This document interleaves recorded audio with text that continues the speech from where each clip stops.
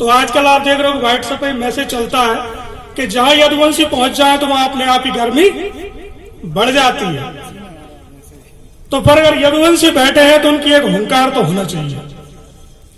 तो दोबारा से नारा लगाएंगे, भगवान द्वारिकाधीश की जय, भगवान द्वारिकाधीश की जय, भगवान द्वारिकाधीश की जय, जय माधव, जय यादव, जय माधव, जय यादव, जय माधव। जय यादव।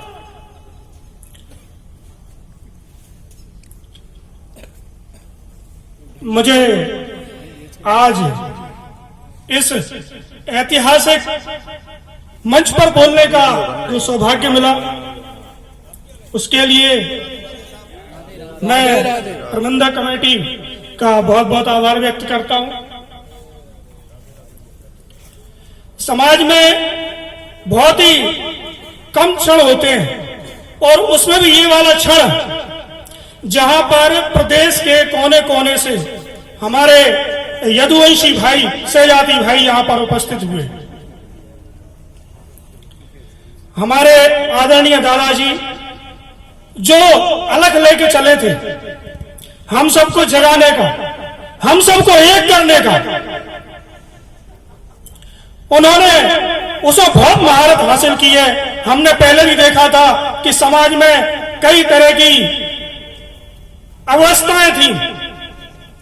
जैसे आज कुछ दिन पहले से हमें देखने में आ रहा है कि कुछ दबे हुए समाज, उनको भी उत्पीड़ित किया जाता है। ऐसे ही कुछ साल पहले ऐसा भी एक समय था कि यादवों का भी कहीं ना कहीं कुछ क्षेत्रों में उत्पीड़न हो जाया करता था। लेकिन जब से हम लोग संगठन की शक्ति को पहचाना है, हमने जब से हमारे आदरणीय दादाजी ने ये पूरे समाज को एक करने के लिए जो अलग जगाई है और उन्होंने पूरे प्रदेश का कई बार जो भ्रमण किया है, यह उसी का परिणाम है कि आज हम सब लोग एक हैं। और जो हम एक हैं तो आज किसी को भी हम पर उंगली उठाने से पहले 10 बार सोचना पड़ता है। और अगर गलती से कोई उठा भी देता है तो उसका हम क्या हाल कर देते हैं, वो हमने 2-3 दिन पहले ही करके दिखा दिया। वो लोग पूरे भारत में, वो मानसिकता वाले लोग पूरे भारत में जहां उनके बल पड़ रहा था, वहां जा जाकर वो अपनी मनमानी कर रहे थे। बिहार कह लो, चाहे हरियाणा कह लो, हर जगह उन्हें हर जगह से सही जवाब नहीं मिल पाया था। लेकिन मैं बहुत गर्व के साथ कहता हूं कि हम मध्य प्रदेश के यदुवंशियों ने ऐसा कर दिखाया कि आज पूरे भारत की जो पिछड़ी जातियां हैं, जो लोग उनसे पीड़ित थे, आज भी हमारे तरफ देख रहे हैं कि ये समाज ही हमारे लिए खड़ा हो सकता है। और जो ऐसी विचारधारा है जो हमें दबाने का काम कर रही है, उनको मुंह तोड़ जवाब भी दे सकते हैं।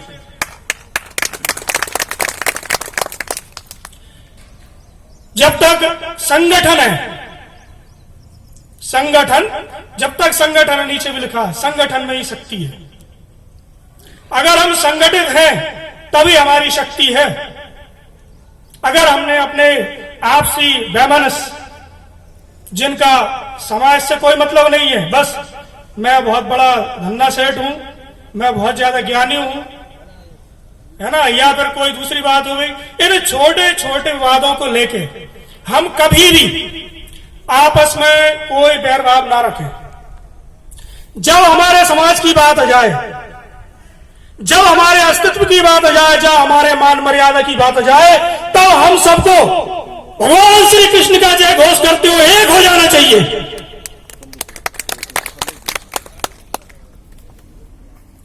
यूं ही नहीं मिलती मंजिल, यूं ही नहीं मिलती मंजिल, एक अलग जगानी पड़ती है।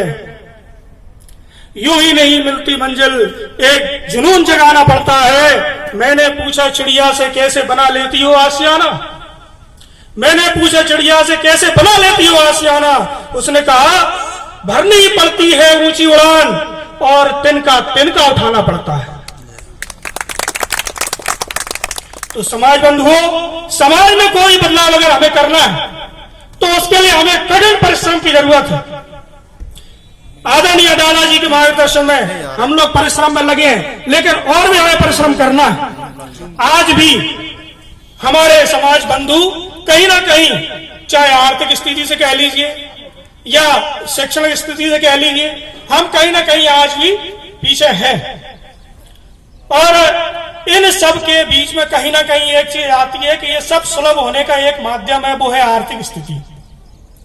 तो जहां भी हमें ऐसा कोई हमारा बंधु मिले कि जो किसी प्रकार की आर्थिक स्थिति से जूझ रहा है, तो ये ना देखें कि संगठन आगे कुछ करेगा इनके लिए।